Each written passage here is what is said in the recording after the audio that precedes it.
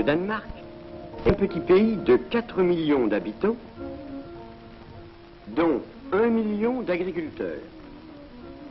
Il est donc naturel qu'il contribue surtout par les produits de ses fermes à la prospérité de l'Europe. Il s'est spécialisé dans l'élevage des cochons aérodynamiques. Plus de 3,5 millions d'exemplaires chaque année. C'est de la production en grande série, mais de la série de luxe, comme on n'en trouve nulle part ailleurs. Si bien que les Danois mangent 2 fois moins de cochons qu'ils n'en envoient à l'étranger. En 3 ans, la population porcine du Danemark s'est accrue énormément. L'Amérique, à cette époque, avait envoyé aux éleveurs danois pour 1 million de couronnes de nourriture spéciale, aussitôt converties en cochons de luxe. On a cependant envisagé de produire sur place le plus possible de nourriture afin d'élever de plus en plus de porcs. Le secret de cette production consiste en une coopération étroite entre l'homme de science et l'éleveur.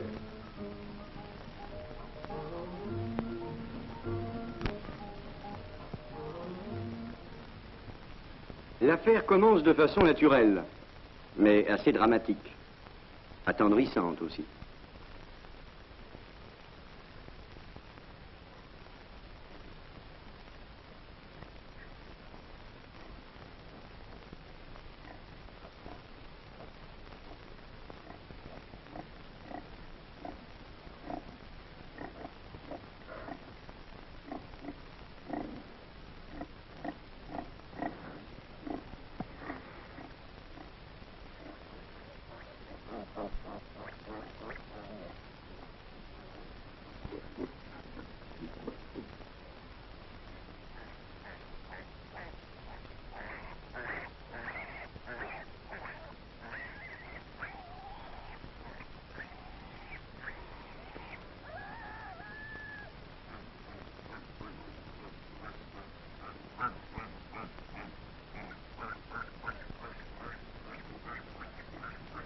Les porcelets têtent leur mère pendant les premières semaines, ce qui est tout à fait banal.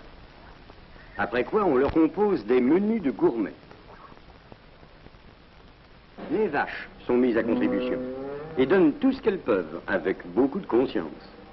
Leur lait devient crème, beurre, fromage, galalite. Mais le petit lait, ce sont les cochons qui le boivent. Le menu comporte ensuite des céréales. Mais le blé est tout de même une nourriture trop précieuse pour ne pas être rationné. Comme les porcs sont de gros mangeurs, on assouvit leur appétit à grand renfort de betterave.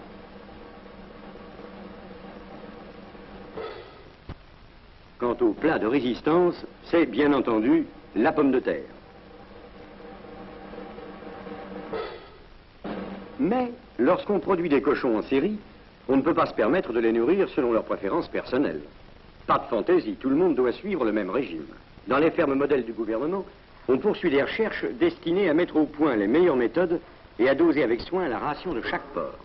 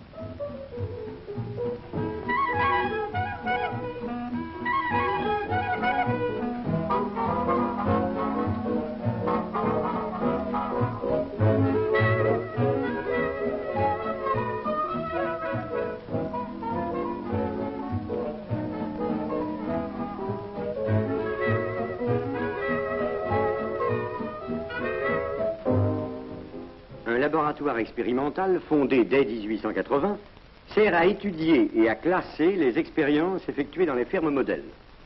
Par l'analyse des divers procédés d'engraissement, on parvient à établir les principes de base d'une nourriture scientifique.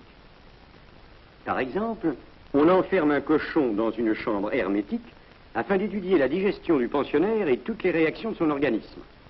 Il paraît que ça ne lui coupe pas l'appétit. Une fois par an, le laboratoire expérimental invite les ingénieurs agronomes et les fermiers à lui soumettre les résultats de leurs dernières expériences. Mais les problèmes de nutrition ne sont qu'un des aspects de la question. Le perfectionnement de l'élevage a encore plus d'importance. Un sanglier, même nourri scientifiquement, ne deviendra jamais un cochon susceptible de donner du lard, sa structure étant entièrement différente. Au XVIIIe siècle, le Danemark produisait une race de porcs maigres et hauts sur pattes.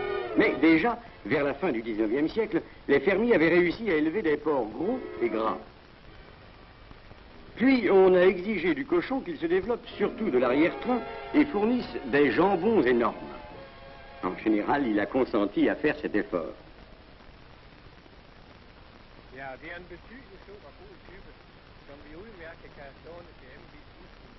Il s'agit maintenant de garder la race pure. Certaines fermes possédant des verras et des truies sélectionnés deviennent des centres d'élevage approuvés par le gouvernement et sont soumises à des inspections régulières. On ne se contente plus de prototypes réussis. Il faut que la race tout entière conserve ses belles qualités de génération en génération. Là encore, on fait appel aux hommes de science.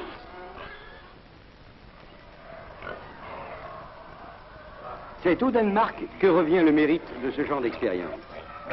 D'ailleurs, les stations expérimentales sont des palaces, où chaque porc a sa chambre, avec eau courante, chaude et froide. Il y est copieusement nourri, bien soigné, et à sa fiche prunelle tenue à jour.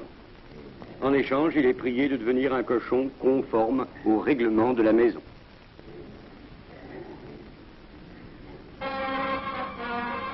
Les foires s'inscrivent traditionnellement au programme de l'éleveur.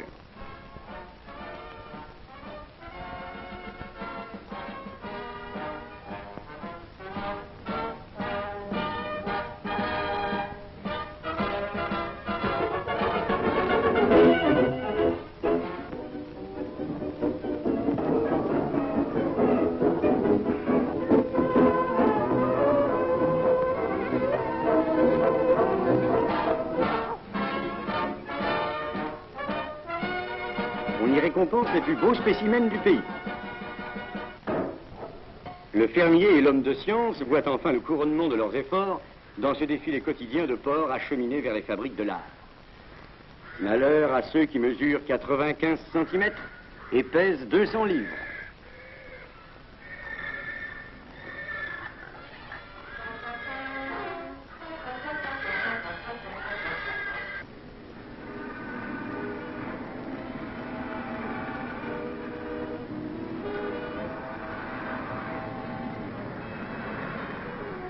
Enfin, les contrôleurs vétérinaires impriment leur approbation et passent la main aux industriels qui vont transformer les porcs en quartiers salés et en bacon, ce bacon danois, uniforme par le gras, la couleur, l'épaisseur et la saveur.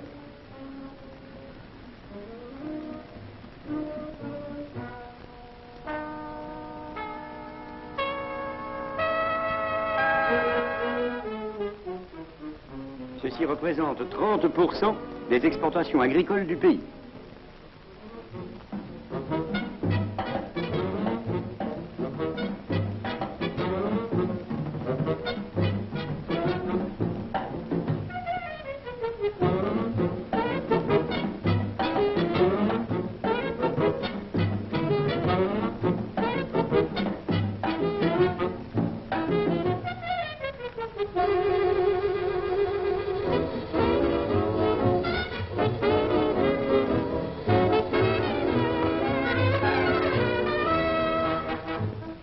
Cette exportation massive n'a été rendue possible que par une amélioration de la productivité et par un système d'échanges internationaux destiné à contribuer au bien-être général.